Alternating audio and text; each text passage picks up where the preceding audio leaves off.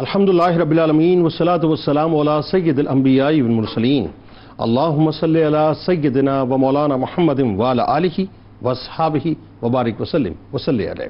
دنیا کے تمام دیکھنے والوں کو، تمام چاہنے والوں کو، تمام پیار کرنے والوں کو اور جہاں جہاں تک اس وقت میری آواز کو سنا اور مجھے دیکھا جا رہا ہے، جنید اقبال کی جانب سے انتہائی محبت کے ساتھ السلام علیکم۔ ایک بار پھر ناظرین، آپ کو پر نور صبح نور کے ساتھ میں دل کی عطا گہرائیوں سے خوش آمدید کہتا ہوں، اور آئیے بلا توقف چلیں حضرت ابو انیس محمد برکت علی علیہ رحمہ کی تالیف اسماء النبی کریم صلی اللہ علیہ وآلہ وسلم سے رسول اللہ صلی اللہ علیہ وآلہ وسلم کا ایک اسم مبارک پڑھنے اور سننے کی سعادت حاصل کرتے ہیں۔ سیدنا خیر الانام صلی اللہ علیہ وآلہ وسلم، ہمارے سردار، تمام جہانوں سے بہتر، درود و سلام بھیجے اللہ آپ صلی اللہ علیہ وآلہ وسلم پر، آپ صلی اللہ علیہ وآلہ وسلم کے آل پاک پر اور صحابہ کرام رضوان اللہ تعالیٰ علیہم اجمعین پر۔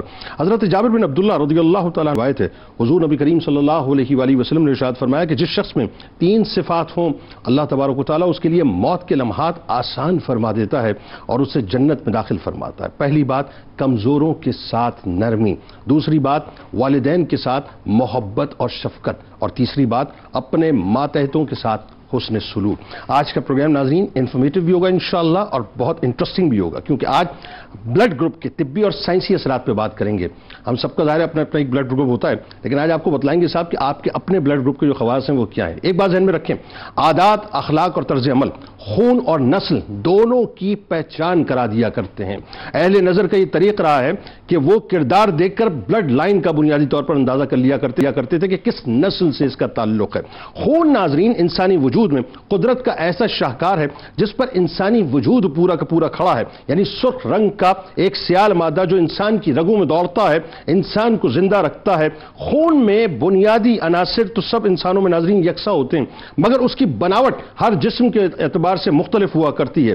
بنیادی طور پر یہ ذہن میں رکھیں کہ خون 4 گروپس میں، یعنی گروپ اے بی اور او میں تقسیم ہوتے ہیں، پھر ان کی ظاہر ہے دیگر برانچز ہوتی ہیں جو تقریباً 8 گروپس پر مشتمل ہوتی ہیں، یعنی یہ سب قدرت کا عظیم ترین شاہکار ہے۔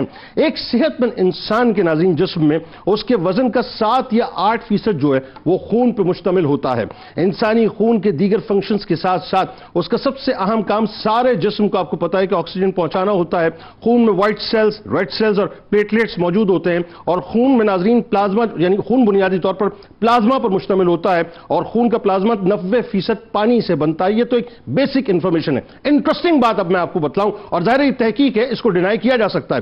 1930 میں ناظرین ایک جاپانی پروفیسر ٹوکی جی فیوریکاوا نے ایک مکالمے میں دعویٰ کیا کہ خون کے گروپس اے بی اور او شخصی خصلتوں کو ظاہر کرتے ہیں۔ وہ کیا کرتے ہیں یہ ذرا سنیے گا۔ وہ کہتے ہیں کہ اگر آپ کا بلڈ گروپ اے ہے تو مختلف طبی رپورٹس کے مطابق اے بلڈ گروپ کے حامل افراد میں تناؤ جو ہے وہ زیادہ ہوتا ہے، اور جو ہارمون کورٹیسولز ہوتے ہیں اس کی سطح اس میں زیادہ ہوتی ہے، جبکہ ایک رپورٹ کے مطابق اس بلڈ گروپ میں مختلف اقسام کے کینسر کا بھی خطرہ زیادہ ہوتا ہے، مگر خون کا یہ گروپ مچھروں کو زیادہ پسند نہیں ہوتا۔ اس گروپ سے تعلق رکھنے والے لوگ فطرتاً ذمہ دار، محتاط، ایماندار اور جذباتی قسم کے ہوتے ہیں۔ یہ اپنے سے جڑے رشتوں سے بہت مخلص ہوتے ہیں۔ یہ لوگ پہلے تو یعنی کہتے ہیں کہ پہلے جو ہے وہ تولنا اور پھر بولنا، اس فلسفی پر عمل کرتے ہیں، اور ان کی طبیعت میں شرمیلا پن بھی ہوا کرتا ہے، چنانچہ یہ پرہجوم جگہوں سے گھبراتے ہیں۔ قدرتی طور پر یہ قائدانہ صلاحیتوں کے مالک ہوتے ہیں اور محنت سے جی نہیں چراتے، ہر کام دل لگا کر کرتے ہیں۔ ایسے افراد ٹیم ورک پر یقین رکھتے ہیں اور اپنی ٹیم میں نمایاں کردار ادا کرتے ہیں۔ ہاں، اب اگر آپ کا خون کا گروپ جو ہے وہ بی ہے تو وہ بھی سن لیں۔ ہارورڈ یونیورسٹی کی ناظرین ایک رپورٹ کے مطابق اس بلڈ گروپ والے افراد میں امراض قلب کا خطرہ اور او گروپ کے مقابلے میں 11% زیادہ ہوتا ہے۔ تاہم ایسے افراد کے معدے میں اے یا او بلڈ گروپ کے مقابلے میں 50,000 گنا زیادہ دوست بیکٹیریا ہوتے ہیں جو صحت کے لیے فائدہ مند ثابت ہوا کرتے ہیں۔ محققین یہ بتاتے ہیں کہ اس بلڈ گروپ سے تعلق رکھنے والے افراد اکثر دماغی امراض کا شکار ہوتے ہیں۔ ہمدرد اور حساس طبیعت کے مالک اس بلڈ گروپ کے افراد دوسروں کی رائے کو بہت زیادہ فوقیت دیتے ہیں۔ بنیادی طور پر یہ منچلی طبیعت کے لوگ ہوا کرتے ہیں، ہلا گلا کرنا پسند کرتے ہیں، یہ مثبت سوچ رکھتے ہیں، لیکن تھوڑے خود غرض بھی ہوا کرتے ہیں۔ عمومی طور پہ یہ لوگ ٹیم ورک میں کام کرنے کو ترجیح نہیں دیتے، یہ اپنی انفرادی حیثیت پر یقین رکھتے ہیں اور انفرادی طور پر کام کرنے کے عادی ہوتے ہیں۔ اچھا، اب اگر آپ کا بلڈ گروپ جو ہے وہ اے بھی ہے تو اس کو بھی سن لیجئے۔ اس بلڈ گروپ کے حامل افراد میں ناظرین او بلڈ گروپ والوں کے مقابلے میں امراض قلب کا خطرہ 23% ہوتا ہے۔ ایک محتاط اندازے کے مطابق اس وقت دنیا میں تقریباً ناظرین 4% افراد جو ہیں اس بلڈ گروپ سے تعلق رکھتے ہیں۔ ایسے لوگ زندگی میں نظم و ضبط کے عادی ہوتے ہیں، یہ فطرتاً خوش مزاج ہونے کے ساتھ ساتھ موڈی بھی ہوا کرتے ہیں۔ موڈی ہونے کی وجہ سے ایک جیسا ماحول اور کام سے بہت جلدی اکتاہٹ کا شکار ہو جایا کرتے ہیں۔ ان کی طبیعت میں پراسراریت بھی پائی جاتی ہے، اس لیے یہ اچھے طور پہ جو ہے وہ کھوج لگانے کی کوشش کرتے ہیں۔ ان لوگوں کی یہ خصوصیت ہوتی ہے کہ دوسروں پر تنقید کرنے کی بجائے خود چیزوں کو پرکھ کر اپنی سوچ پر بنانے کی کوشش کرتے ہیں، اور تحقیق سے معلوم ہوتا ہے کہ ایسے افراد تعلیمی میدان میں بے پناہ کامیابیوں سے ہمکنار ہوتے ہیں اور وکالت اور دیگر جو شعبے ہیں اس کے اندر جو ہے بڑا فائدہ اٹھایا کرتے ہیں۔ اور آخری بات میں عرض کر رہا ہوں کہ اگر آپ کا خون کا گروپ جو ہے وہ او ہو تو او بلڈ گروپ کے حامل افراد کے بارے میں کہا جاتا ہے کہ وہ مچھروں کے لیے زیادہ پرکشش نہیں ہوا کرتے، مگر ان کے لبلبے یعنی جو لبلبا جو ہے اس کے اندر کینسر اور جو ملیریا وغیرہ دیگر بیماریوں جو ہے اس کا خطرہ بھی کم ہوتا ہے۔ تاہم السر کا مرض بھی انہیں اپنا شکار بنا سکتا ہے۔ یہ لوگ تخلیقی ذہن کے مالک ہوتے ہیں، یہ دوسروں کی مدد کرنا اپنا فرض سمجھتے ہیں، یہ غمگسار ہوتے ہیں اور لوگوں کا درد محسوس کرتے ہیں، طبیعتاً ضدی ہوتے ہیں اور ذہنی دباؤ میں آ کر بعض اوقات غلط فیصلے بھی کر بیٹھتے ہیں۔ ایسے لوگ محنتی بھی بہت زیادہ ہوتے ہیں اور اپنے کام کو بخوبی انجام دینا بھی جانتے ہیں۔ یہ تو ہوئی صاحب بنیادی باتیں جو میں نے ایک سطحی طور پہ آپ کے سامنے پیش کی۔ انٹرسٹنگ باتیں اب شروع ہوں گی۔ ہمارے ساتھ اس وقت بڑا کمال پینل موجود ہے۔ پہلی شخصیت ممتاز اسکالر ہیں، اسسٹنٹ پروفیسر میں کراچی، محترم جناب ڈاکٹر سید محبوب بخاری صاحب تشریف فرمائیں۔ دوسری شخصیت ناظرین یقیناً کسی تعارف کے محتاج نہیں ہیں، آپ ممتاز ڈاکٹر ہیں، پیڈیاٹرک کنسلٹنٹ ہیں، جناب ڈاکٹر ابراہیم یوسف صاحب ہمارے ساتھ موجود ہیں۔ اور تیسری شخصیت بھی یقیناً کسی تعارف کے محتاج نہیں، آپ ان کو ٹیلی ویژن اسکرینز پہ دیکھتے رہتے ہیں، معروف گائنیکالوجسٹ ہیں، محترمہ ڈاکٹر عدیلہ طاہر صاحبہ پہلی مرتبہ تشریف لائی ہیں۔ تینوں آپ کو خوش آمدید، السلام علیکم جی۔ اور ڈاکٹر صاحب آپ کا خاص طور پر شکریہ، پہلی مرتبہ تشریف لائی ہیں، آپ کو خوش آمدید۔ آغاز کرتے ہیں، بڑا انٹرسٹنگ موضوع ہے آج۔ ڈاکٹر صاحب یہ بتائیے سب سے پہلے تو ہر انسان اپنی تخلیق کے بارے میں سننا اور سمجھنا چاہتا ہے، یعنی یہ جو ہمارا 6 فٹ کی جو وجود ہے، جو 6 فٹ کی ہماری باڈی ہے، اللہ تبارک و تعالیٰ بورولس مطلب یہ کیسے بنتی ہے، اس کی ابتدا کہاں سے ہوتی ہے، انسان جو ہے وہ کچھ نہیں ہوتا، یعنی وہ جو کہتے ہیں نا کہ عدم سے وجود تک کا جو سفر ہے، بتائیے ذرا کن کن مراحل سے گزرتا ہے انسان؟ بسم اللہ الرحمن الرحیم۔ یقیناً آج کا موضوع بہت اہم ہے اور جس ابتدائیے سے آپ نے آغاز کیا وہ بھی بہت دلچسپ تھا، اور اس سوال کے جواب کو میں یہاں سے اس کا آغاز کروں گا کہ کیوریوسٹی، تجسس انسان کو ہمیشہ سے ہے، اور بالخصوص تخلیق، انسانی تخلیق کے عمل کے حوالے سے، اور پھر جیسا کہ آپ نے یہیں سے لیڈ لی کہ مثال کے طور پہ فرام نتھنگنیس کیسے انسان کا وجود پائے انجام کو پہنچتا ہے۔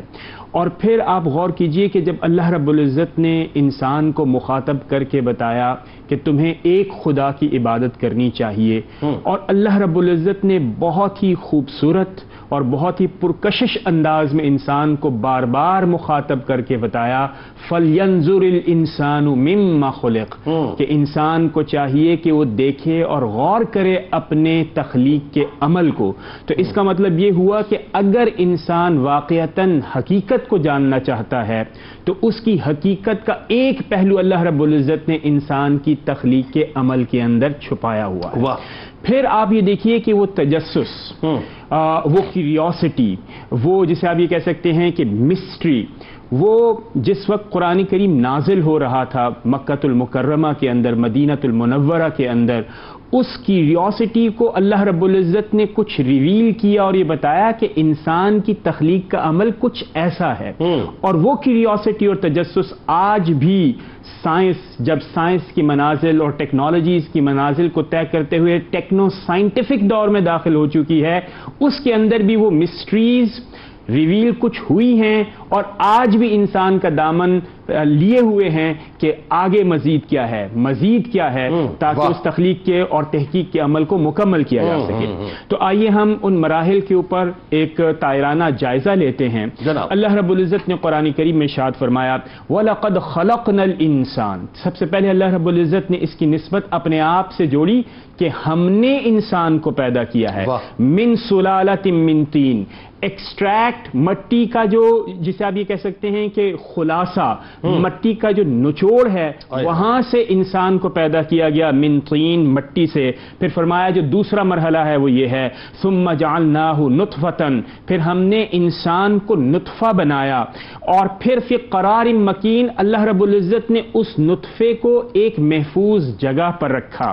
پھر اگلے مرحلے میں اللہ رب العزت نے فرمایا ثم خلقنا النطفۃ علقہ، اس کے بعد اسے جمع ہوا خون بنایا. پھر فرمایا فخلقنا العلقۃ مضغۃ، پھر ہم نے اسے بنایا خون کا لوتھڑا. فخلقنا المضغۃ عظاما، اور پھر اس جمے ہوئے خون کے لوتھڑے کو بنایا ہڈیاں. فکسونا العظام لحما، پھر ہم نے اس کی ہڈیوں کے اوپر گوشت چڑھا دیا. پھر فرمایا ثم انشأناہ خلقا آخر، اور پھر ہم نے اس میں جب روح پھونکی تو یہ ایک نئی تخلیق موجود تھی. اب آپ غور کیجئے جنید بھائی، کیا یعنی بنیادی طور پہ آپ یہ دیکھیے کہ بہت ہی براڈلی اللہ رب العزت نے ان مراحل کو کلاسیفائی کیا، نمبر ایک. لیکن یہ ایک اس کو آپ یہ کہہ سکتے ہیں کہ یہ ایک میکرو لیول ہے، یعنی براڈر اسپیسز کے اندر بڑے بڑے مراحل اللہ رب العزت نے نقل کر کے یہ بیان فرما دیا کہ انسان تم نتھنگ تھے، عدم تھے، اور جب تمہیں ہمیں وجود میں لائے تو ان مراحل سے گزار کر لائے. لیکن اگر آپ اس کا مائکروسکوپک انالیسس کریں تو ہر ایک لمحے کے اندر بے شمار تفصیلات ہیں اور بے شمار پیچیدگیاں ہیں. اللہ رب العزت نے انسانی تخلیق کے عمل کی ان پیچیدگیوں سے گزار کر انسان کی تخلیق کے عمل کو مکمل کرتے ہیں. پھر ایک اور حدیث مبارکہ ہے جس میں اس کا ٹائم زون بھی اللہ رب العزت نے بیان فرمایا. حضور اکرم صلی اللہ تعالی علیہ وسلم نے ارشاد فرمایا کہ ماں کے پیٹ کے اندر جو پہلا مرحلہ ہے، پہلے سے دوسرے مرحلے میں 40 دن، دوسرے سے تیسرے مرحلے میں 40 دن، الغرض 120 دن جب مکمل ہوتے ہیں تو فرشتہ آتا ہے، روح پھونکتا ہے، اور پھر 4 چیزوں کا حکم دیتا ہے. نمبر 1، اس کا رزق طے ہو جاتا ہے.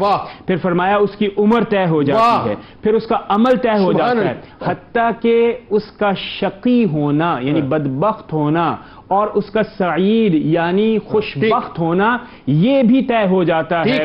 تو براڈلی اسپیکنگ اللہ رب العزت نے انسان کی تخلیق میں اس بات کی نشانی رکھی کہ اللہ رب العزت نے کس پائے تکمیل کے ساتھ انسان کی تخلیق کو ایک ایگزامپل بنایا ہے.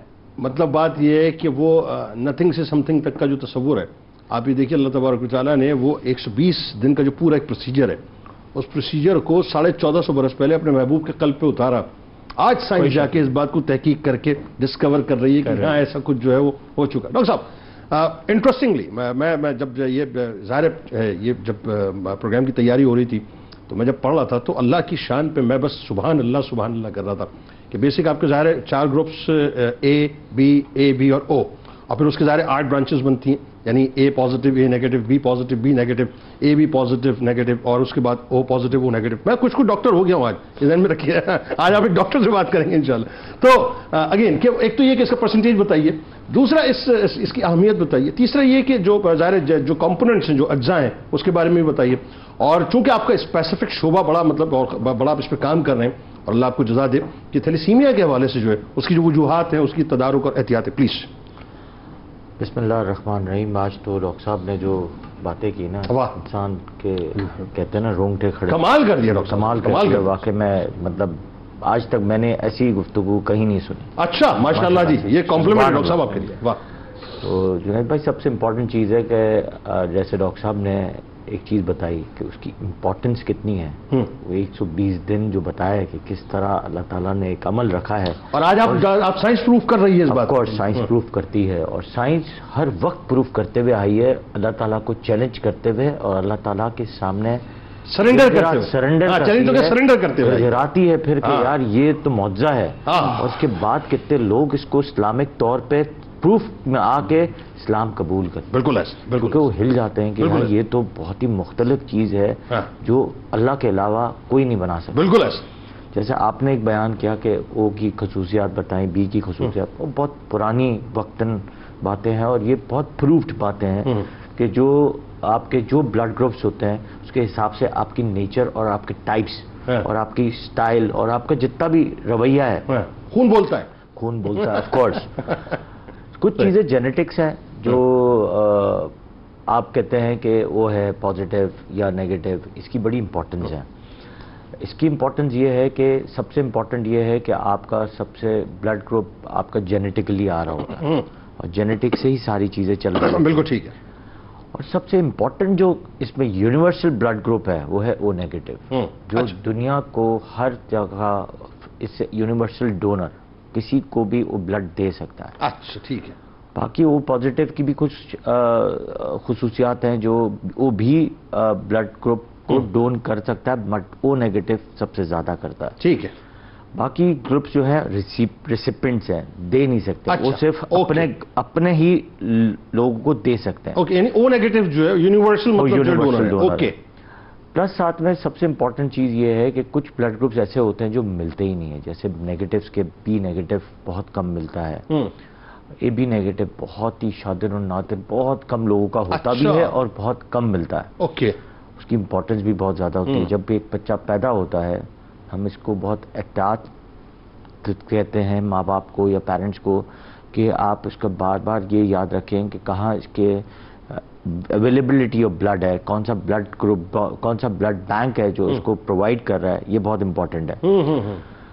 دوسری امپورٹنٹ یہ چیز ہے کہ آپ کی جو امپورٹنس آف بلڈ ٹرانسفیوژنز ہیں, اگر ایک بلڈ دوسرے کو لگ جائے تو اس کی ہیمولائسس بن جاتی ہے. کئی دفعہ کسی وقت بہت سارے لوگوں میں یہ ہوتا ہے کہ کئی دفعہ آپ کئی بلڈ گروپ کسی اور کا لگا دیتے ہیں, اس سے بہت زیادہ زبردست قسم کا ریئیکشنز ہو جاتے ہیں.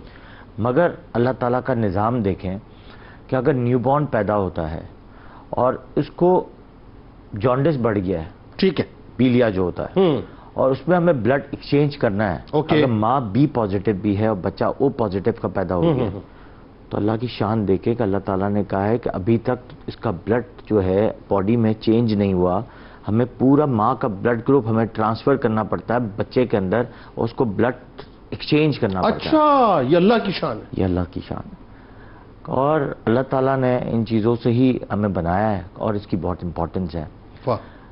جو دوسرا آپ کا جو مین امپورٹنٹ چیز ہے وہ ہے تھیلیسیمیا.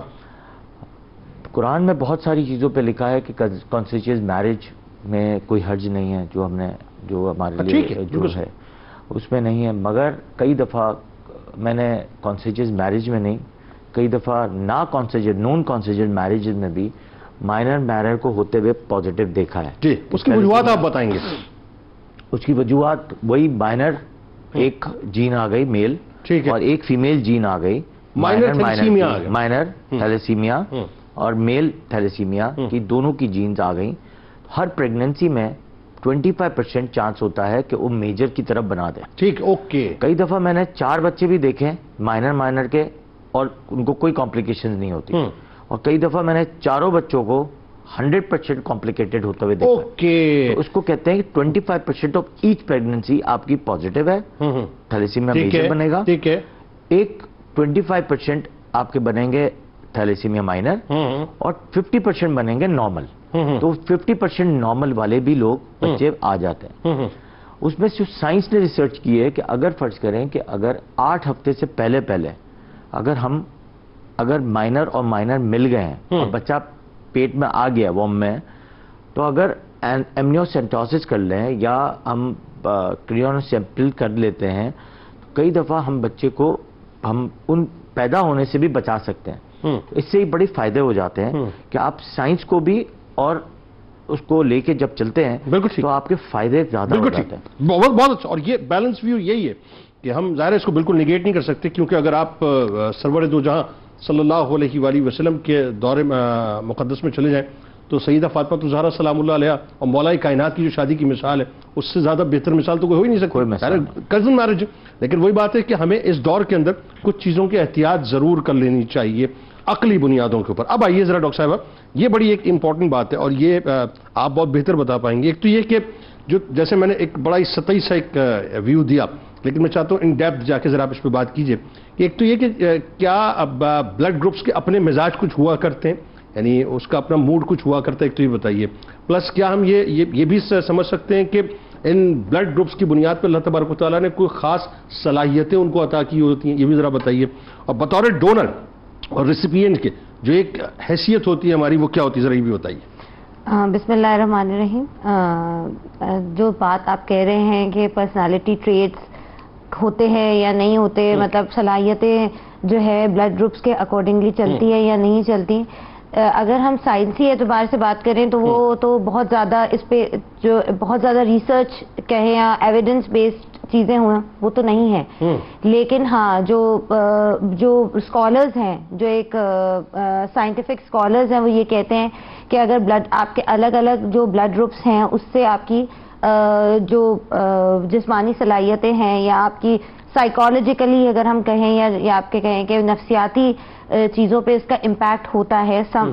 کچھ اسٹڈیز یہ ہمیں بتاتی ہیں. اس میں جس طرح آپ نے بتایا کہ جاپنیز اسکالر ہے، انہوں نے بتایا ہے کہ بلڈ گروپ اے جو ہے اس کے اندر وہ بہت پیشنیٹ ہوتے ہیں، ایکٹیو ہوتے ہیں اور بہت انرجیٹک ہوتے ہیں. بلڈ گروپ جو بی ہوتے ہیں وہ بہت پازیٹیوٹی کی طرف ہوتے ہیں، مطلب وہ آپ کی زندگی کا پازیٹیو پہلو دیکھتے ہیں. اور جو او ہوتے ہیں they are very down to earth. ہم یہ کہیں گے کہ بڑے لوگوں کے ساتھ حسن سلوک سے پیش آتے ہیں. اب ان کی یہ ہے کہ اس میں دو چیزیں ہیں. ایک تو یہ کہ آپ کی جینیٹکس کیسی جا رہی ہے، مطلب obviously جب جینز کا کچھ نہ کچھ سائیکالوجیکل امپیکٹ تو ہوتا ہے. ہم کہتے ہیں کہ بھئی فادر ایسا ہے تو بچہ ایسا ہے، تو obviously کچھ نہ کچھ تو ہوگا. لیکن بلڈ لائن کا اپنا امپیکٹ ہوتا ہے. بلڈ لائن کا اپنا امپیکٹ ہوتا ہے. بالکل ٹھیک ہے. دوسری چیز یہ ہوتی ہے کہ اگر ہم مس میچ بلڈ ٹرانسفیوژن کر دیں خدا نخواستہ، کہ ایک بلڈ لگ رہا ہے دوسرا بلڈ کو ہم مکس کر دیں تو اس کی وجہ سے الرجک ریاکشنز ہو جاتے ہیں. اور یہ بھی کچھ سٹڈیز میں یہ بھی ہے کہ اگر ہم نے کسی کا جیسے اگر او کا او میں ہی لگایا تو اس سے باڈی میں فزیکل چینجز آ سکتی ہیں. اچھا. کچھ بیماریاں بھی ٹرانسفر ہو سکتی ہیں. جیسے فار انسٹنس اگر آپ نے پراپر بلڈ اسکرین نہیں کیا ہے تو اگر آپ نے وہ خون لگا دیا ہے، او کو او لگا دیا ہے لیکن وہ پراپرلی اسکرینڈ نہیں ہے، یعنی اس میں جو ڈیزیزز ہیں، خود دیکھیں کچھ ڈیزیزز تو ہم خود اسکرین کر لیتے ہیں نا، جیسے ملیریا ہے، ایڈز ہے، سفلس ہے اور ہیپیٹائٹس بی سی ہے، یہ تو ہم اسکرین کر لیتے ہیں. لیکن اگر وہ خراب بلڈ ہم نے کسی مریض کو لگا دیا تو وہ اس کو وہ ڈیزیزز ہو سکتی. اسی طرح کچھ اسکالرز یہ کہتے ہیں کہ اگر کسی گینگسٹر کا بلڈ یا کرمنل کا بلڈ لگا دے تو کچھ صلاحیتیں اس میں ٹرانسفر ہوتی ہیں. لیکن ہاں اب یہ ہے کہ اس پہ کوئی بہت زیادہ سائنٹیفک ایویڈنس تو نہیں ہے، لیکن کچھ اسٹڈیز یہ بتاتی ہے کہ اس طرح ہو سکتا ہے. ٹھیک، یعنی ایک ویو ہے، ایک ویو ہے، مطلب ابھی مکس اوپینینز ہیں. آپ کیونکہ گائنیکالوجسٹ ہیں تو آپ کے سامنے تو بہت سے ایسے کیسز آئے ہوں گے کہ بچہ بالکل پیدائشی ہے اور خدا نخواستہ صورتحال یہ ہو گئی ہے کہ بس وہ بالکل سمجھ لیں کہ قریب المرگ ہے اور ڈاکٹر نے کہا کہ پورے جسم کا جو ہے بلڈ چینج کرنا پڑے گا. اب ظاہر ہے بلڈ پھر آپ کو باہر سے لینا، اب آپ کو نہیں پتا وہ بلڈ کس کا ہے، لیکن ٹیسٹڈ بلڈ تو ضرور ہے، لیکن کس کا وہ اگین وہی بات آ گئی. تو کیا یہ اس بار کبھی والدین آپ کے سامنے سوچتے ہیں کہ وہ کہیں پتہ نہیں کس کا بلڈ ہوگا، اس کے کہیں اسپرچول اثرات یا وہ بچے کے اندر داخل نہ ہو جائے، اس طرح کی کوئی فیل آتی ہے کبھی؟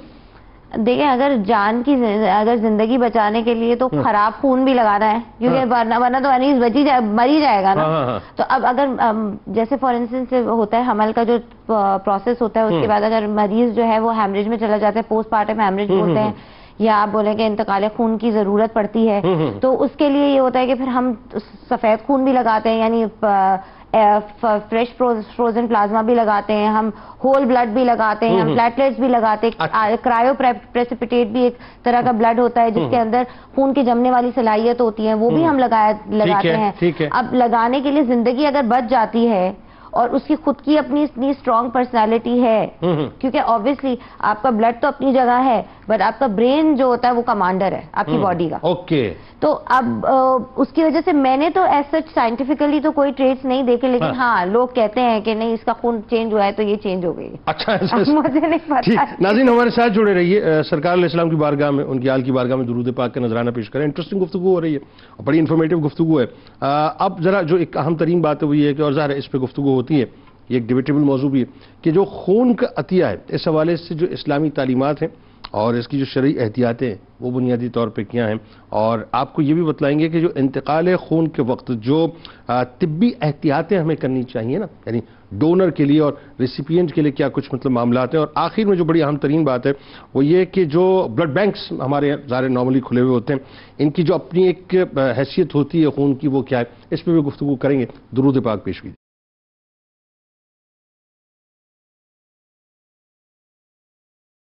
جناب ایک بار پھر میں آپ کو خوش آمدید کہتا ہوں. انٹرسٹنگ موضوع ہے صاحب. آج بلڈ گروپ کی جو طبی اور سائنسی اثرات ہیں اس پہ گفتگو کر رہے ہیں، اور یقیناً بڑی زبردست انفارمیشن اس وقت ہمارے پینلسٹ دے رہے ہیں.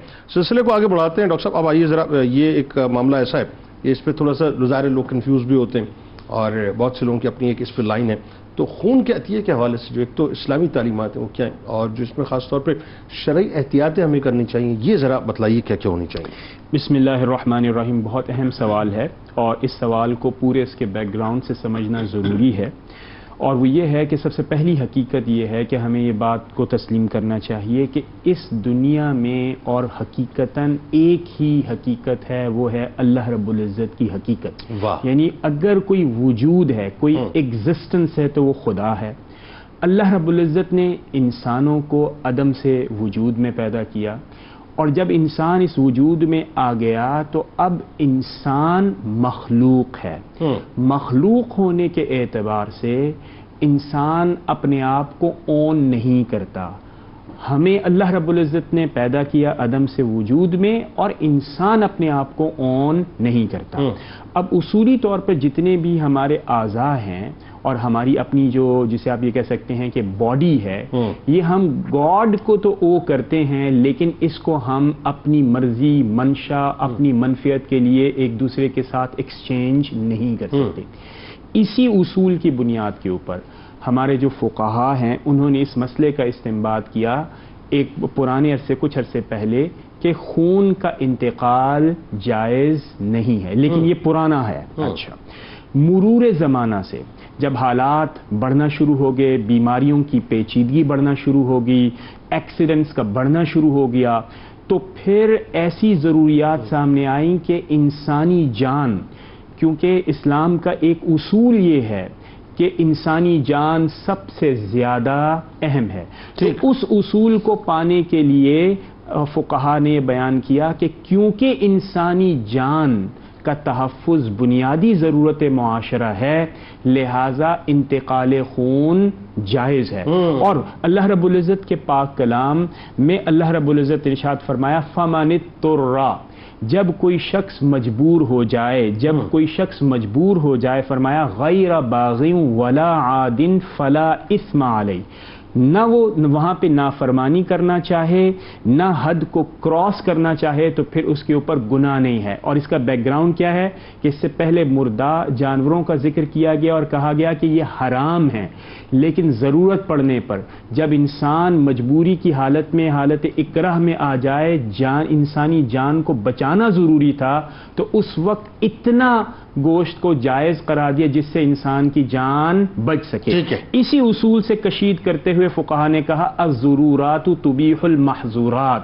اگر ضرورت آ جاتی ہے، نیسیسٹی کریٹ ہوتی ہے، تو پھر یعنی جو حرام کام ہیں ان کا بھی جواز کا فتویٰ دیا جا سکتا ہے. ان اصولوں کو سامنے رکھتے ہوئے موجودہ دور کے فقہا نے اس مسئلے کو بیان کیا ہے کہ اگر ماہر ڈاکٹر یہ کہے کہ فلاں مریض کو خون کے عطیے کی ضرورت ہے، اس کے بغیر یہ ممکن نہیں ہے کہ اس کی جان کو محفوظ رکھا جا سکے، تو پھر فقہا نے اور علماء نے اس بات کی اجازت دی کہ خون کا عطیہ دیا جا سکتا ہے. ٹھیک ہے. پھر اس حوالے سے ایک سے دو چیزیں اور جو زیر بحث آتی ہیں. ضرور بتائیں. جی، شرعی احتیاطیں خاص طور پر. جو بالکل ان میں سے دیکھیں، پہلی بات یہ ہے کہ کیا اس کا ایکسچینج، یعنی مثال کے طور پہ کیا اس کے بدلے میں پیسہ لینا جائز ہے؟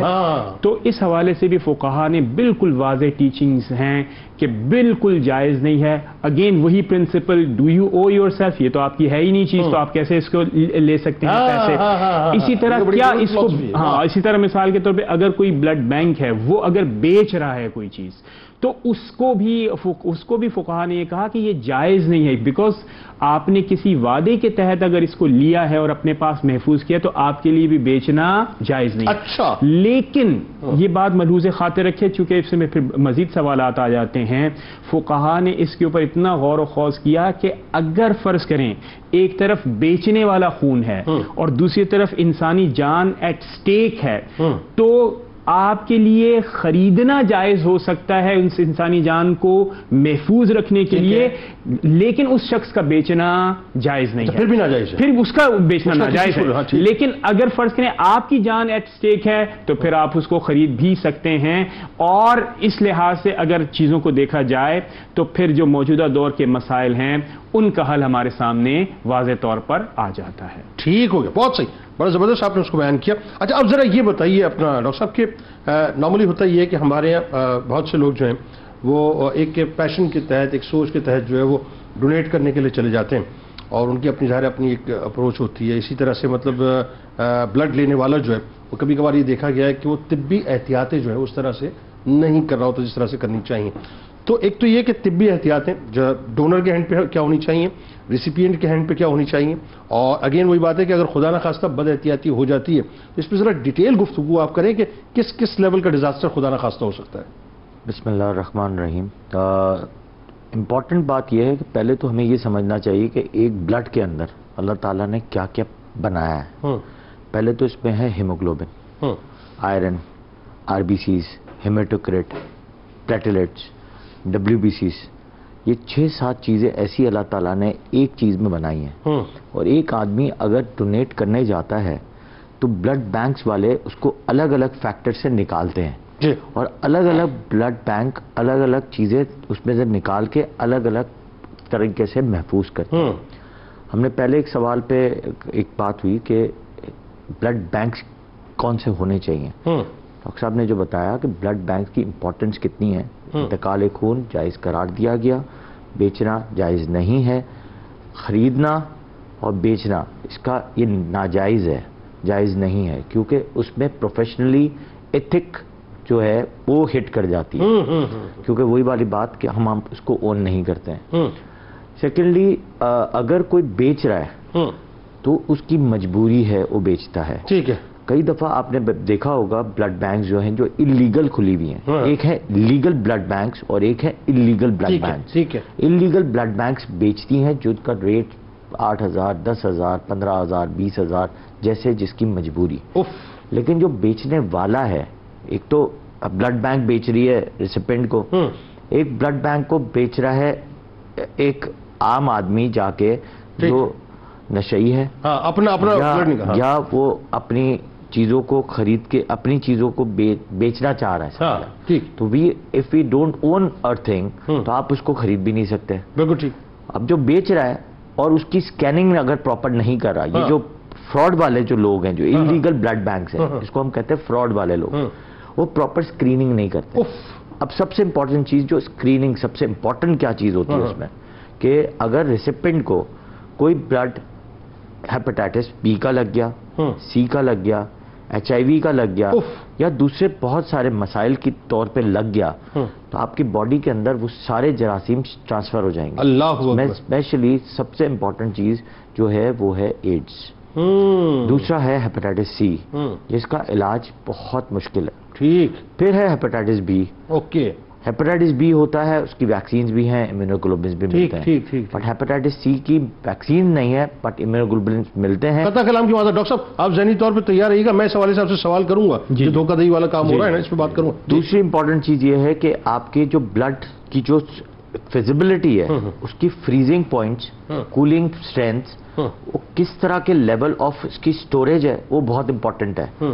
جو ڈاکٹر وہاں بھیج رہا ہے, آپ کو پتا ہونا چاہیے کہ کس لیول آف بلڈ بینک پہ بھیجا جا رہا ہے, جہاں پہ اس کی کولنگ فیکٹر کتنا اچھا ہے. اگر بلڈ کی 120 days of R B Cs کی لائف اسٹرینتھ ہے تو 120 ڈیز اسی فریج میں اسی کولنگ ایٹماسفیئر پہ رہ سکتا ہے, ادروائز وہ نہیں رہتا, وہ انتقال کر جاتا ہے. اس کو لگانا آپ کے صحت کے لیے مضر صحت ہے. اور کیا لگا دیا کرتے ہیں لوگ آف کورس لگا دیا کرتے ہیں, کیونکہ وہ آپ میں نے کہا نا کہ ری یوز آف بلڈ بہت زیادہ ہوتا ہے ادھر.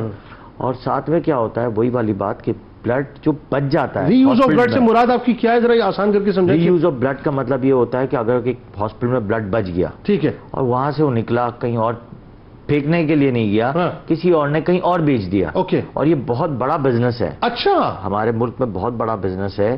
جو ایک بلڈ بچ گیا, اگر فرض کرو میں نے منگا لیا, گائناکالوجسٹ نے منگا لیا, جو سب سے زیادہ یوز کرتے ہیں, وہاں بلڈ نہیں لگا, ٹھیک ہے, اب وہ بلڈ بچ گیا, ٹھیک ہے, ہاسپٹل میں, وہاں سے وہ کہیں نہ کہیں ادھر ادھر ہو گیا یا سیف نہیں ہوا, وہ کہیں باہر نکل گیا, باہر نکل کے وہ بک گیا, تو of course that can harm to anyone. اور ایسا ہو رہا ہے؟ آف کورس ہو رہا ہے, بالکل عام طور پہ ہو رہا ہے. اللہ اکبر. سب سے بڑا میں آج کہنے کا مقصد ہی یہی تھا کہ بلڈ گروپ کو ڈسکس کے زیادہ آپ کے بلڈ کی جو یہ جو انسٹیٹیوٹس ہیں, جو بلڈ بینکس کھلی ہوئی ہیں, ان کے لیے جو ہے مہم چلانی چاہیے کہ جو اللیگل بلڈ بینکس کھلی ہوئی ہیں ان کو بہت اسٹرکٹلی بند کیے جائیں. تو سر اس میں کون کام کرے گا؟ مطلب مجھے بتائیے نا کہ یہ جو آپ بتا رہے ہیں کہ اگر خدا نہ خواستہ, یہ تو بہت آسان سی بات ہے, اگر فرض کیجئے کوئی ہیپیٹائٹس وائرس کیریئر ہے یا کوئی کینسر وائرس کیریئر ہے یا اس کے علاوہ کسی اور موذی مرض میں مبتلا ہے, اور اگر اس کا بلڈ جو ہے وہ اپنا فرض کیجئے لیا اور وہ صحیح اسکریننگ اس کی نہیں ہوئی ہے, لیٹ سپوز اگر کسی بھی جیسے اپنا یہ کمرشل جو بلڈ بینکس ہیں انہوں نے لیا ہے, اسکریننگ نہیں ہوئی ہے. بالکل, وہ اسکریننگ کرتے بھی نہیں ہیں, کیونکہ وہ دیکھیں پروفیشنل ہیں, وہ تو لیتے ہیں, اور اگر کریں گے تو اس کا خرچہ ہے. اوکے. اگر وہ خرچہ ہے, مطلب ہیپیٹائٹس بی کو بھی اس کو چیک کرنا ہے, ہیپیٹائٹس سی کو چیک کرنا ہے, ایچ آئی وی کو چیک کرنا ہے, اس کو دوسرے جراثیم کو بھی لگا کے چیک کرنا ہے کہ اس کے اندر کتنا ہے, ہیموگلوبن چیک کرنا ہے. کئی دفعہ تو ہیموگلوبن چیک نہیں کرتے, اس سے بلڈ لیا, ایک ہیروئن چی ہے, یا کوئی ایسی کوئی آدمی ہے جو بار بار بلڈ بیچ رہا, بالکل ہیموگلوبن ڈراپ ہو گیا, اس کو ہیماٹوکریٹ ڈراپ ہو گیا, آر بی سی ڈراپ ہو گئی, اس کی ری چیک نہیں ہوا اور اس نے اس کا بلڈ لے لیا گیا اور وہ آگے کہیں بک گیا, تو آف کورس جو جس آدمی کو لگایا جائے گا اس کو ریئیکشن بھی ہو سکتے ہیں, پلس نہیں سر ٹیکنیکلی اسپیکنگ اس میں ایک بیچ میں ایک ایریا ہے جسے آپ ہاسپٹل کہتے ہیں, ٹھیک ہے, اس ایریا کو مس کر رہے ہیں میرے خیال ہے بات کرنے میں, کہ اگر اس بلڈ بینک سے جو کمرشل بلڈ بینک ہے اس سے فرض کیجئے کہ میں نے جا کے جو ہے اپنا بلڈ لیا آپ نے لیے, اور میں لے کے مطلب دوڑتا ہوں اب ہاسپٹل کی طرف, تو اس نے تو اسکریننگ نہیں کی ہے, ٹھیک ہے, تو کیا ہاسپٹل بھی اسکریننگ نہیں کرے گا کیا؟ نہیں, ہاسپٹل تو پیکٹ ہوتا ہے نا, اس کو اسکریننگ نہیں کرتا. میں آپ کو ایک اس کی اور وضاحت بتاتا ہوں. جیسے میں اپنے ہاسپٹل کی تھوڑی سی بتا دیتا ہوں.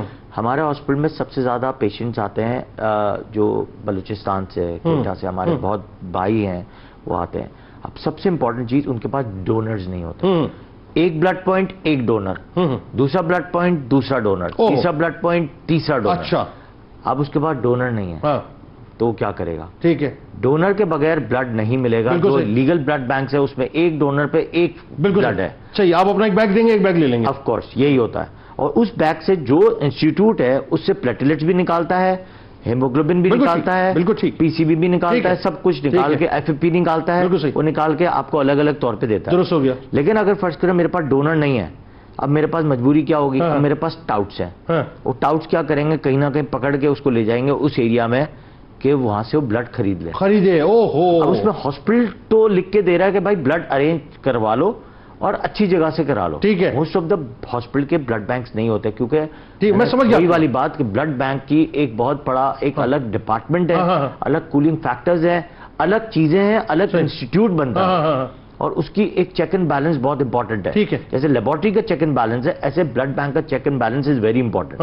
جب تک بلڈ بینک کا چیک اینڈ بیلنس نہیں ہے آپ کا بلڈ کبھی بھی پراپر طریقے سے, یعنی اس سے آپ کی بات سے جو میں امپریشن لے رہا ہوں وہ یہ لے رہا ہوں کہ ظاہر ہم تو چونکہ فیملی والے لوگ ہیں تو ہمارے تو دائیں بائیں آگے پیچھے لوگ کھڑے ہو جاتے ہیں, لیکن وہ لوگ کہ جو مطلب انٹیریئر سے آئے ہوئے, باہر سے آئے ہوئے ہے نا, یہ بہت سے ایسے لوگ جو مطلب لیٹ سپوز اگر وہیں سب سے زیادہ جو ہے ہیپیٹائٹس سی اور ہیپیٹائٹس بی اسی وجہ سے ہوتا ہے نا کہ ڈونر ان کے پاس موجود نہیں ہے, وہ جا کے پرچیز کرتے ہیں اور نتیجہ نکلا کہ وداؤٹ اسکریننگ جو بلڈ آتا ہے. بالکل. اس کا مطلب تو ڈاکٹر صاحب یہ ہوا اگین کہ ایک بہت بڑے، اگر میں ڈاکٹر صاحب کی جس بات جو ایک پورا ایک اس کا میں ایک سمجھ لیجیے نقشہ کھینچ رہا ہوں، تو مجھے تو یہ سمجھ آ رہا ہے کہ پورا ایک نیکسس ہے یہ ایک پورا مافیا ہے جس میں ظاہر ہے مطلب آپ کی جو ہے وہ یوں کہہ لیجیے کہ اپنا باقاعدہ تھانے بھی ملے ہوئے، مطلب مجھے کہنے دیجیے، جس میں اس کا مطلب یہ کہ ڈاکٹرز کا بھی پورا نیکسس ہے نا، ڈاکٹرز کا ڈیفینیٹلی ہوگا نا، ہاسپٹلس کا بھی نیکسس ہوگا اس میں. تو یہ تو انسانی جانوں سے سرین کھیلنے والی بات ہے. اب ڈاکٹر صاحب ذرا آپ اس پہ کامنٹ کیجئے، اگر ہم اس سطح پہ جا کے یعنی بلڈ کے نام پہ جو کہ بنیادی ضرورت ہے، اگر ہم انسانی جانوں سے کھیل رہے ہیں تو شریعت کیا کہتی ہے اس دوائی کے اوپر؟ دیکھیں، اللہ رب العزت نے قرآن کریم میں ارشاد فرمایا کہ اگر کوئی شخص جان بوجھ کر ایک انسانی جان کو لے لیتا ہے، قتل کرنے کے زمرے میں آتا ہے، تو پوری انسانیت کا قتل ہے. اب یہ جو بڑی آرگنائزڈ قسم کی، بہت ہی ڈیلیبریٹ قسم کی ایک انسٹیٹیوشنلائزیشن ہے، جس کو آپ کہتے ہو کہ انلیگل انسٹیٹیوشنلائزیشن ہے، جس میں کافی اسٹیک ہولڈرز ایگزسٹ کرتے ہیں. اور پھر آپ ایک اور بات پر غور کریں، ڈیلیبریٹ اگنورنس ہے. جی یعنی مثال کے طور پہ ہر سطح کے اوپر آپ دیکھیں تو everybody is attempting to ignore.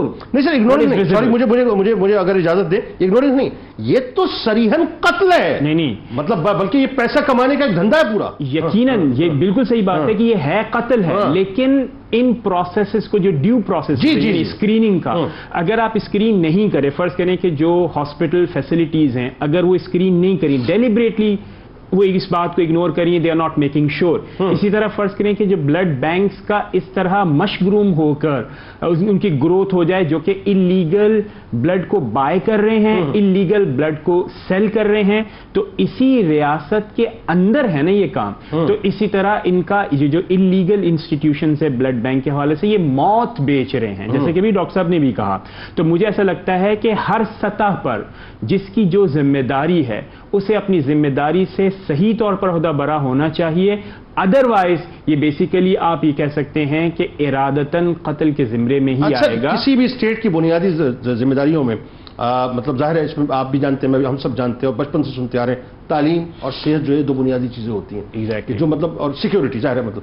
تو اب بات یہ ہے کہ اگر صحت پہ ہم جا کے اس لیول پہ جا کے، اور یہ تو ہم بات کر رہے ہیں کراچی جیسے شہر کی جو میٹروپولیٹن سٹی ہے، دنیا کا 7th مطلب جو میگا سٹی ہے، 6th میگا سٹی جو ہے وہ اس میں یہ صورتحال ہے.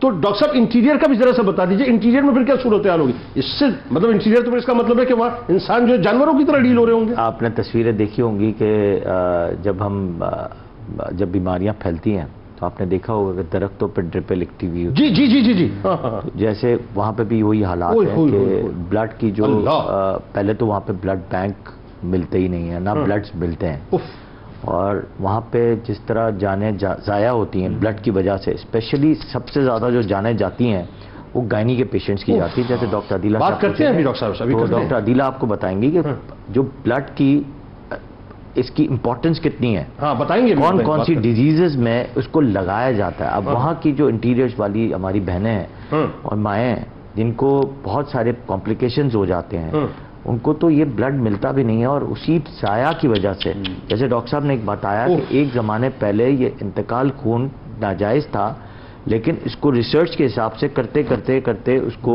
پراپر طریقے سے ایک چینل کے تھرو جائز قرار دیا گیا کہ بھائی یہ تو بہت امپورٹنٹ ہے، کیونکہ اس کے بغیر تو انسانی جان بچائی ہی نہیں جا سکتی. ایک بچہ ہے 6 ہیموگلوبن کے ساتھ آئے گا یا 5 کے ساتھ آئے گا، مجھے اس کو بلڈ لگانا ضروری ہے.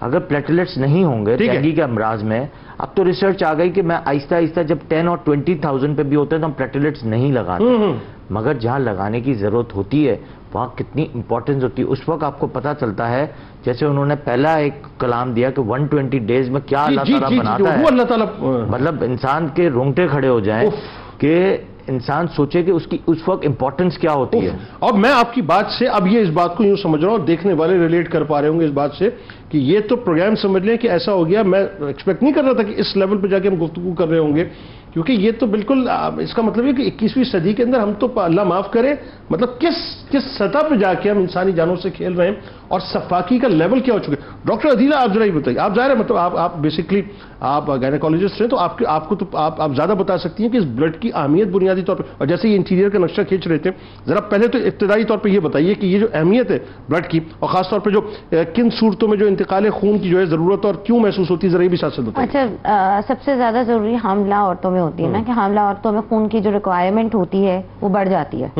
ٹھیک ہے، یہ اللہ تعالیٰ کا نظام ہے کہ جو خون کا جو روانی ہے وہ بچے کی طرف آپ کی 3 گنا بڑھ جاتی ہے ڈیورنگ پریگننسی. تو جب خون کی یوٹیلائزیشن جسم میں بڑھ جاتی ہے تو عورت کا آٹومیٹیکلی جو خون کا جو لیولز ہوتے ہیں یا ہیموگلوبن لیولز ہوتے ہیں وہ نیچے آنا شروع کرتے ہیں. ٹھیک ہے، اسی کی وجہ سے ہم لوگ مریضوں کو جو ہے وہ آئرن سپلیمنٹس دیتے ہیں. ٹھیک ہے، اگر پیشنٹ جو ہے فار انسٹنس آئرن سپلیمنٹس نہیں لیتی تو پھر کیا ہوتا ہے؟ تو اس سے یہ ہوتا ہے کہ اس کا ہیموگلوبن ڈراپ ہونا شروع ہوتا ہے. ٹھیک ہے، اگر ہیموگلوبن جیسے اگر فار انسٹنس ہیموگلوبن 10 ہے، ٹھیک ہے، 10 ہے تو 10 از ایکسیپٹیبل. اس میں ہم پیشنٹ کو انکریج کرتے ہیں کہ نہیں آپ کو وہ چیزیں کھانی ہے جس سے آپ کا فولاد بڑھے. ٹھیک ہے، لیکن اگر وہ ایک ہیلدی پرسن کے لیے ہیموگلوبن کتنا ہونا چاہیے؟ ہیموگلوبن جو ہونا چاہیے کہ پریگننسی کے علاوہ دیکھیں تو 11 ہونا چاہیے. پریگننسی میں 10.5 جو ہوتا ہے وہ آربیٹری لائن ہوتی ہے. اگر 10.5 سے 9 تک ہوتا ہے تو ہم کہتے ہیں مریض کو کہ آپ آئرن فولاد لیں. فولاد والی چیزیں جیسے سیب ہے، کیلا، سیب ہے، بنانا ہے، یعنی نوکنگ شروع ہو گئی ہے، جی ہے، بیٹ روٹ ہے، یہ سب چیزیں لینا شروع کریں. اگر 9 سے کم ہونا شروع ہوتا ہے تو ہم مریض کو بولتے ہیں کہ اب آپ کو آئرن کی ضرورت ہے، آئرن کی ڈرپس کی ضرورت ہے. بالکل ٹھیک. ذرا صورتحال بتائیے، جو کروشل صورتحال انٹیریئر میں اور جو آپ دیکھتی ہیں کہ جو خواتین ان کے پاس تو ہاسپٹل اور اس طرح کے بلڈ بینک تو آتے تو یہی ہوں گے نا، جی کیا ہوتا ہے اس میں؟ اکثر جو ہے جیسے میں نے کافی عرصہ 10 سال میں نے سول ہاسپٹل میں کام کیا ہے. اچھا ٹھیک. تو وہاں پہ تو اکثر ایسا ہوتا ہے کہ جیسے کیا بھیانک صورتحال دیکھی ہوگی، بتائیے ذرا بتائیے. بلوچستان سے مریض آ رہے ہیں، بلوچستان پہ وہ ان کے جو جنگل ہے وہاں سے مریض آ رہے ہیں کہ خون میں لت پت آ رہے ہیں، ہیموگلوبن ختم ہو گیا ہے، جس مریض بالکل پیلا پڑا ہوا ہے اور ان کو لے کر آ رہے ہیں. اب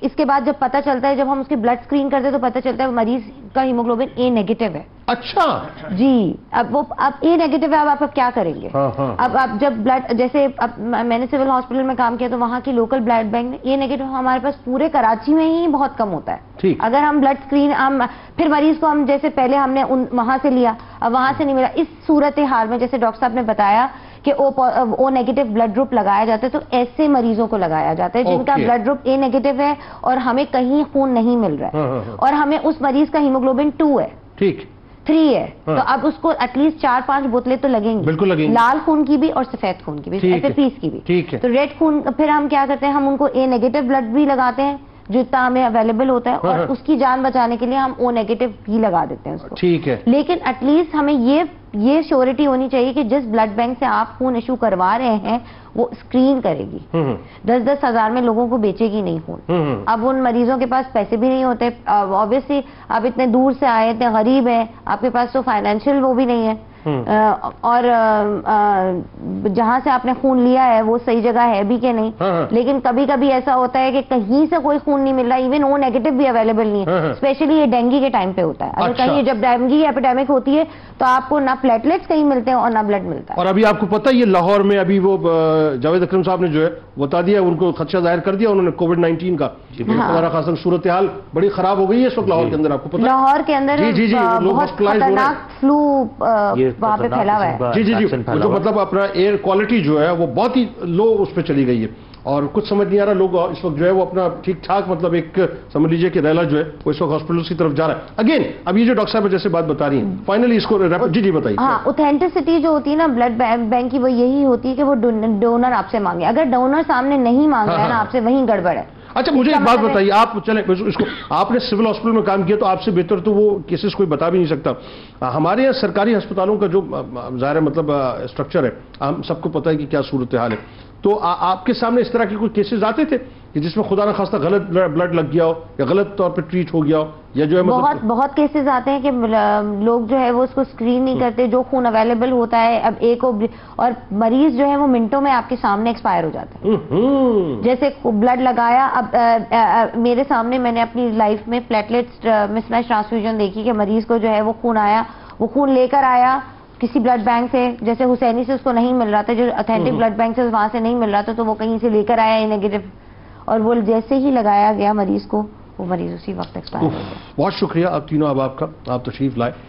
ناظرین کرام، میں ایک بات کرنا چاہوں گا جاتے جاتے، بس مختصر میں گزارش کرنا چاہوں گا اس وقت خاص طور پہ تمام ہی ان لوگوں سے جن کے پاس طاقت اور قوت ہے، خاص طور پہ چونکہ میں آج کراچی سے پروگرام کر رہا ہوں تو میرا خیال ہے صرف سندھ کی سطح پہ نہیں بلکہ پورے پاکستان کی سطح پہ میں وفاقی حکومت سے ہی گزارش کرنا چاہوں گا اور خاص طور پہ صوبائی حکومتوں سے بھی کہ سب کچھ مل جائے گا، سب کچھ مل جائے گا صاحب، جس کو جو کرسی چاہیے، جس کو جو طاقت چاہیے سب مل جائے گی، لیکن یہ جو معاملہ ہے نا یہ انسانی بنیادوں کا معاملہ ہے۔ اگر آپ کے اپنے ملک کے اندر، آپ کے اپنے شہروں میں آپ کی اپنی پولیس کے ساتھ پورا پراپر نیکسس بنا ہوا ان مافیاز کا اور آپ کو پتہ ہے کہ بغیر تھانوں کے دھندا ہو نہیں سکتا، تو ذرا سوچئے صاحب کہ یہ تو انسانی جانوں سے کھیلنے والی بات ہے نا۔ تو جتنے بھی کمرشل بلڈ بینکس ہیں جو انسانی جانوں سے کھیل رہے ہیں اور جو اسکریننگ نہیں کر رہے ہیں بلڈ کی، وہ دوسرے لفظوں میں قتل کر رہے ہیں، مطلب وہ قتل کے درپے نہیں ہے، وہ قتل کر رہے ہیں، اور وہ کتنے لوگوں کے قاتل ہو چکے ہیں اس کے بارے میں کوئی حساب کتاب ہی نہیں ہوگا۔ تو ایسے قاتلوں کی دکانوں کو شٹ ڈاؤن کیجئے، ان کو بند کیجئے، ان کے خلاف کارروائی کیجئے اور ایک قانون باقاعدہ بنائیے کہ بلڈ بینکس جو ہیں وہ اس کا ایک سٹینڈرڈ سیٹ کیجئے۔ یعنی ہم 21ویں صدی میں پہنچ گئے۔ آپ سوچئے کراچی میگا سٹی ہے، دنیا کا 7واں بڑا شہر ہے، اور صورتحال یہ آج بھی المیہ یہ پاکستان کے اندر اس بات کو رو رہے ہیں صاحب کہ وہ ہم کس بلڈ بینک سے بلڈ لیں گے اور کس سے نہیں لیں گے۔ یعنی جب یہ صورتحال ہو جائے مجھے آپ بتائیے تو اس کے بعد ہم کیا ترقی کی بات کریں اور کیا دعوے کریں ہم ترقی کے۔ تو خدا کا واسطہ اس ملک کے لیے اگر کچھ کرنا ہے نا، کچھ کرنا ہے تو اللہ رسول سے خوف کھاتے ہوئے وہ کام کیجئے جن کاموں کے ثمرات اس ملک میں ہمیں یہاں بھی نظر آئیں، اور جب آپ لوگ مر کے جائیں نا قبروں میں اتارے جائیں تو یہ کرسیاں شرسیاں کچھ کام نہیں آئیں گی۔ ہاں وہ کام آئے گا کہ اللہ اور اس کے رسول صلی اللہ علیہ وآلہ وسلم کی رضا کے لیے آپ نے اخلاص سے کیا کام کیا تھا۔ اللہ تعالیٰ میں عقل سلیم عطا کرے۔ جی کتاب الشفا رقت قلب کا آپ کو وظیفہ بتلا دیتے ہیں کہ جو شخص کثرت کے ساتھ اللہ تعالیٰ کے اسم مبارک یا رحمان و یا رحیم کا ورد کرتا ہے تو اس کا دل روحانیت کی طرف مائل ہوتا ہے اور دل کی تنگی دور ہو جاتی ہے۔ حضرت علی کرم اللہ وجہ الکریم کا قول مبارک ہے کہ جو شخص مخلوق خدا سے نیک سلوک کرتا ہے، سن لیجئے، جو شخص مخلوق خدا سے نیک سلوک کرتا ہے تو وہ اللہ تعالیٰ کی مدد حاصل کرتا ہے، اور جو شخص لوگوں سے بدسلوکی کرتا ہے تو وہ دنیا میں بھی ذلیل ہوتا ہے اور آخرت میں بھی۔ روزنامہ 92 آج مضمون ضرور پڑھیے گا بلڈ گروپس کے روحانی اور سائنسی اثرات کے حوالے سے۔ ٹویٹر پر یعنی ایکس پہ ہمیں فالو کر لیجئے، فیس بک پیج کو لائک کر لیجئے، یوٹیوب چینل کو سبسکرائب کر کے بیل آئیکن کو ضرور کلک کر لیجئے۔ آپ وہاں موجود ہیں، ہم یہاں موجود ہیں، مل کے نعرہ، لیکن اس سے پہلے ذرا اپنی روح سے تجدید رہے وفا لا یؤمن احدکم حتی اکون احب الیہ من والدہ وولدہ والناس اجمعین۔ اللہ تعالیٰ آپ کا، ہمارا، ہم سب کا، پاکستان کا، امت مسلمہ کا، اور خاص طور پہ غزہ کی پٹی کے رہنے والوں کے لیے دعا کیجئے، اللہ تعالیٰ ان کا حامی و ناصر، آمین۔ پاکستان کا مطلب کیا؟ لا الہ الا اللہ محمد رسول اللہ صلی اللہ علیہ وآلہ وسلم۔